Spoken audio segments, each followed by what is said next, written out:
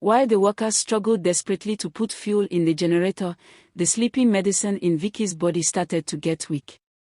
The powerful medication was wearing out, and she began to slowly regain consciousness. She felt a heavy ache in her head and a strange stiffness in her body. She was still too weak to move, but her mind was now working.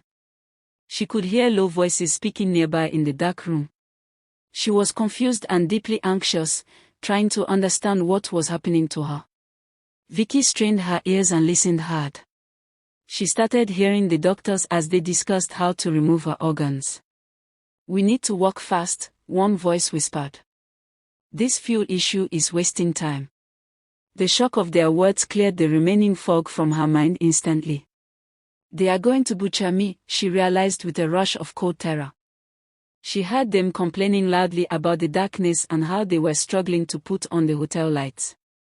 This noise and chaos was her one chance. "I must do something to escape from this room," Vicky told herself fiercely in her mind. "I cannot just stay here and allow these doctors to butcher me." The reality of her situation, no dot cared on a metal table, waiting to be cut open, gave her a frantic energy. She knew that if she waited even one more minute, she would be dead. Her life was more important than her fear or her weakness. It was time to run. Vicky listened as two of the three doctors became impatient with the darkness. They decided to go downstairs to personally check the light situation and hurry the engineer. "I will stay here and watch her," the third doctor said. The other two quickly left the room, leaving only one man behind. This was the moment Vicky needed. "Thank you, God," she thought. She knew that fighting one man was possible, but three was impossible.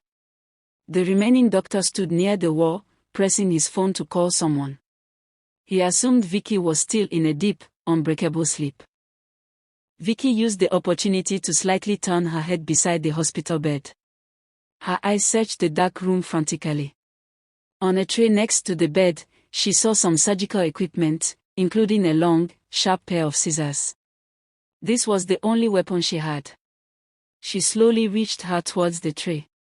Every small movement felt like a struggle, but she kept going. She managed to grip the cold metal of the scissors. She held it tightly in her hand. She was still weak but found the strength of pure desperation. She knew she had to get up without making a sound. The doctor was still focused on his phone, distracted by the power problem. Vicky managed to stand up from the bed. She was shaky and stiff, but she was on her feet. She moved slowly, silently coming up behind the doctor. The man never heard her. His attention was completely focused on his phone, talking to someone. "This is for my life," Vicky thought, closing her eyes for a second. She raised the sharp scissors high above her head.